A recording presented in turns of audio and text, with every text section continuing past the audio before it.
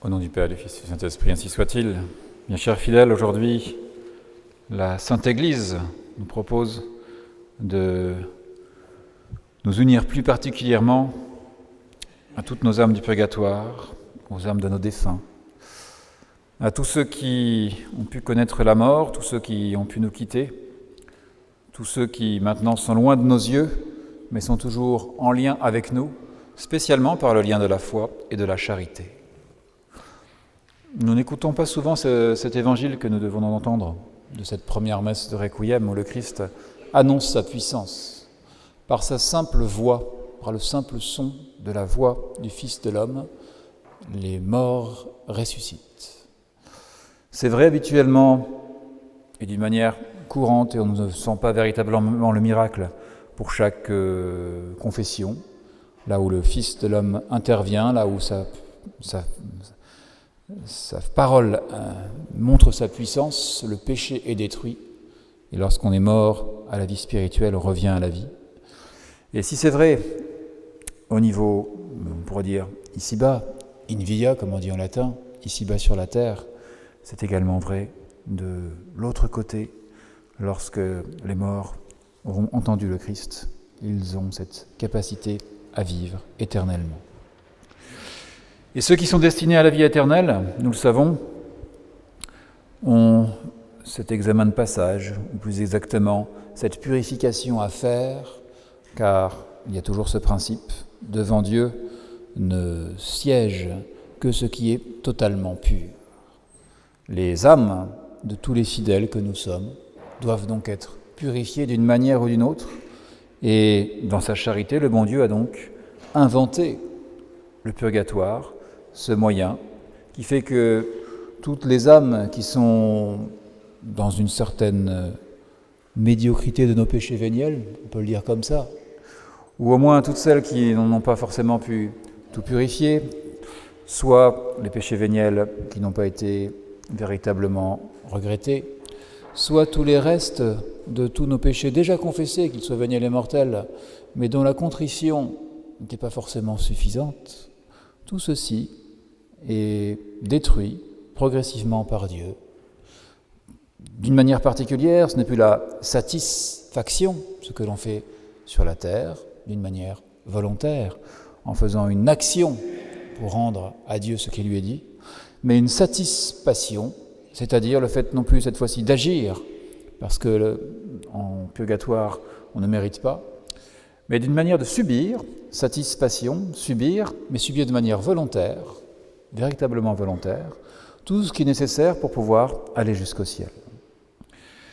Les théologiens nous disent qu'au purgatoire, bien sûr, il y a de la souffrance, mais il n'y a pas vraiment d'anxiété dans le sens où il y a une certitude d'aller au salut. Il y a de la souffrance, mais il n'y a pas d'horreur, dans le sens où il n'y a pas de démons, il n'y a pas ce pouvoir pour pouvoir aller jusque-là, mais c'est uniquement la justice divine qui intervient. Lorsqu'elle intervient, on sait que cela se paye cher parce qu'on oublie le prix du péché, tout simplement. Elle intervient par cette peine d'essence et par cette peine principale qui correspond à la peine du dent de l'enfer.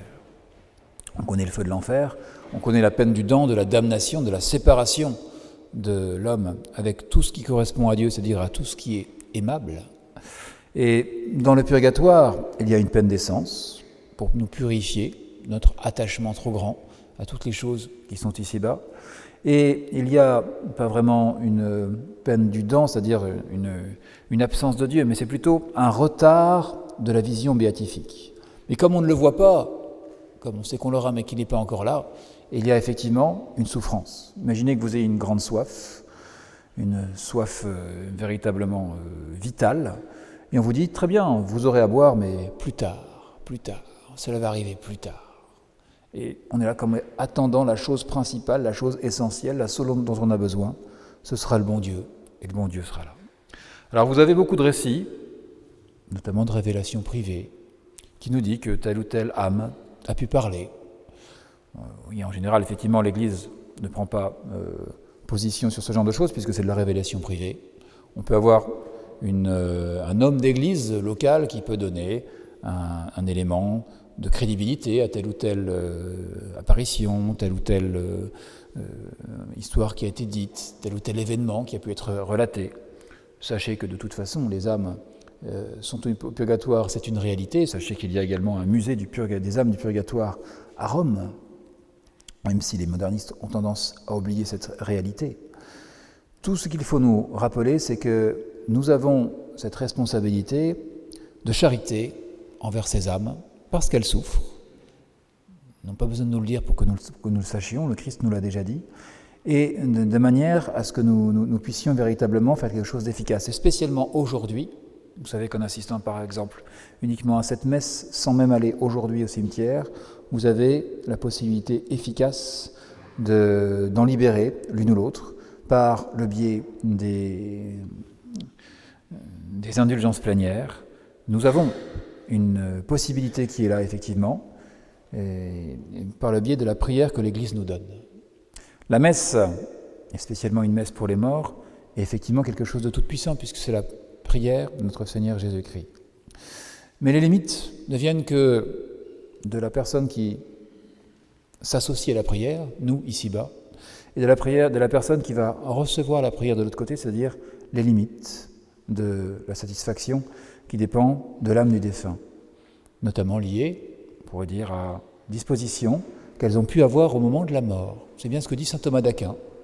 Bien sûr, vous voyez, quand on a une bonne vie, on évite de faire des péchés, donc on n'accumule pas de choses du purgatoire. Mais en plus, ce que nous avons tendance à oublier, c'est ces dispositions au moment de la mort qui doivent être bonnes dans la mesure où elles nous permettent de recevoir beaucoup plus facilement les prières que l'Église nous propose. Donc voilà un bon moment, un bon moyen pour pouvoir nous rappeler qu'effectivement, si nous connaissons des personnes, il faut savoir bien les préparer au moment de la mort. Et chaque âme du purgatoire est comme une sorte d'univers spirituel, un monde à part, un monde spirituel, qu'il s'agit de ramener à Dieu, qui gravite autour de Dieu, qui attend comme son tour pour pouvoir ensuite, dans combien de temps, elle ne le sait pas en général, est-ce que c'est un jour, un an, 10 ans, 2 heures, et ainsi aller jusqu'au ciel, attendre d'avoir la disposition ultime de pouvoir sortir de cette antichambre du paradis pour enfin voir le ciel. Et ce sont nos prières, et ce sont pas seulement nos prières, cela peut être également toutes nos œuvres de satisfaction, nos sacrifices, d'une manière ou d'une autre. Tout ceci permet de hâter leur délivrance. Profitons donc bien des indulgences, puisque c'est si facile à notre niveau de leur faire tant de bien. Profitons de ce temps de prière particulière durant cette semaine pour voir le véritable but de notre vie ici-bas sur la terre.